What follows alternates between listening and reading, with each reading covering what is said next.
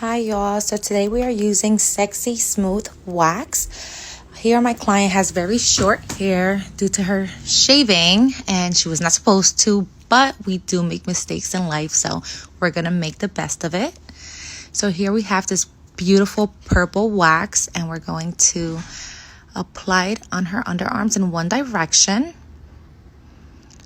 There we go, and let's see what this beauty does. Wow, amazing.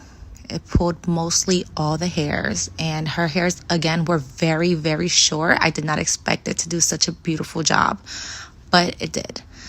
Now we're gonna do the same thing in the opposite direction. And we're gonna pat, pat, pat, and we're gonna stagger pull. 1, 2, 3. Wow, look at that.